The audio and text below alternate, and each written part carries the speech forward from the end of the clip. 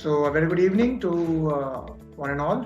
This is Debashish, and today we are going to note down some specific points on present, past, and future continuous tense. Before we understand tenses, especially the present, past, and future, we really need to know that whatever we speak, tense plays a very significant role. For instance, if you want to call someone right now, you usually use the present tense. Suppose you contacted someone before, so that becomes the past tense. And suppose you're planning to call someone afterwards, that will be in the future tense. But suppose you're doing something right now, how do you present it? You present it by using continuous tense. So let's see how we go through continuous tense. For this, I'll share the screen and we have the whiteboard with us. Yes. So, just as I mentioned, today we are going to go forward with tenses, mainly the present, past, and future, where we learn the continuous form of all these, of present, past, and future. Now suppose you think about a particular format. Suppose you want to call, or you are doing something right now. So that becomes a continuous form. You can think in your own mother tongue, in your own vernacular, whatever you want to, for a task that is being done. So how do we present it? We say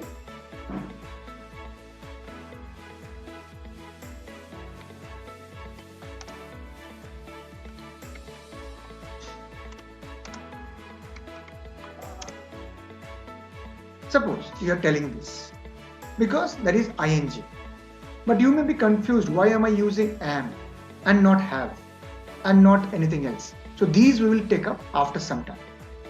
So this becomes an example for present. Next we have the past.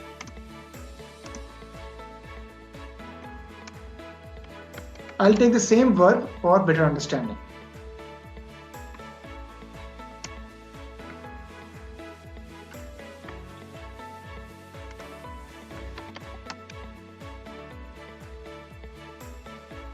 That's obvious, but the moment you go for future, you are pretty much sure that in case of future tense, it will be a bit different. You will be playing cricket tomorrow afternoon. Let's take up that way. Now, how will you remember this? Now, you definitely understand, in case of continuous tense, ing is important. You have understood that? I asked you a question. Why am I using am? Because in continuous form, we use the be form. Let's now look into the format. Why or how am I going forward? Understand one thing very carefully, that this whole thing of grammar, especially tenses, it is very systematic. It has specific rules, and if you remember the rules, you can actually get your tenses correct. Yes, practice is necessary, just as in maths. So let's see. Just you can see I have used I. So usually it will be a noun or a pronoun, but there are differences also. I is a special case. It acts as a plural sense. Here I can use, for your better understanding, I can change this also. Suppose I take up a neutral one. Suppose I take this. It will be easy for you to understand.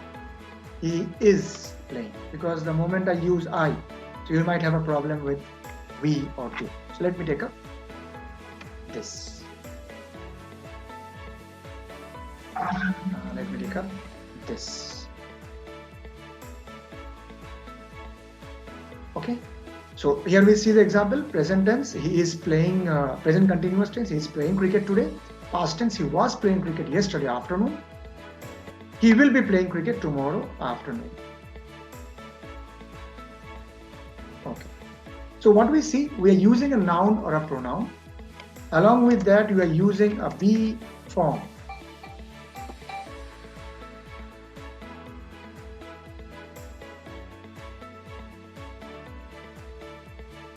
We are using a be form. Along with that, we are using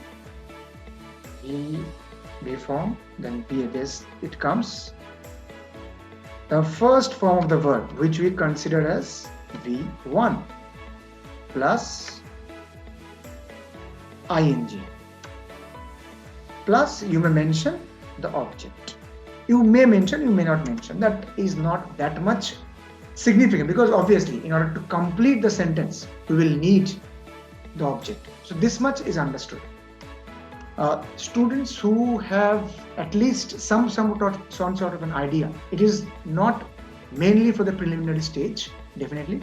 At least students who have an idea about tenses, this class is very crucial. Yes, for knowing tenses at the beginning, this will not be enough, obviously, but this is mainly for students who have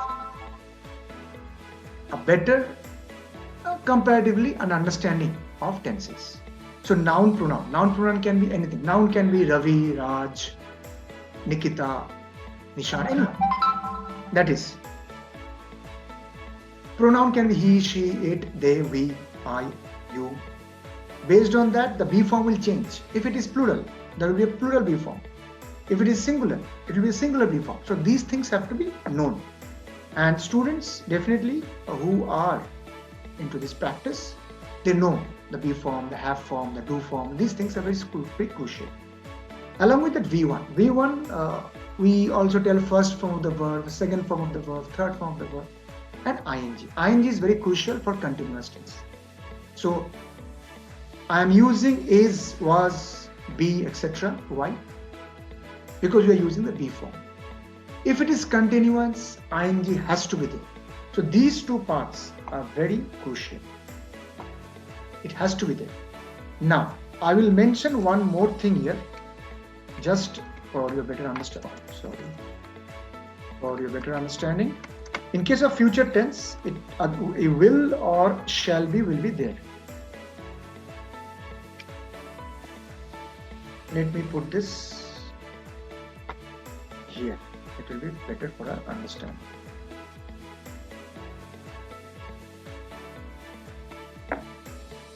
So if the future tense is not there, so we don't need to worry about it. And definitely remember that the moment I use will or shall, people will understand it's a future tense. So just recapitulate. So tenses, there are 4 types. Under 3 specific time frame: past, present, future, having 4 types: simple, continuous, perfect, perfect continuous, having different names in different places, but these are the main crucial ones. Right now we have explained continuous tense of present, past and future. Present tense, past tense or future tense, the be form is must and ing should be there. If it is a future tense, will or shall should be there.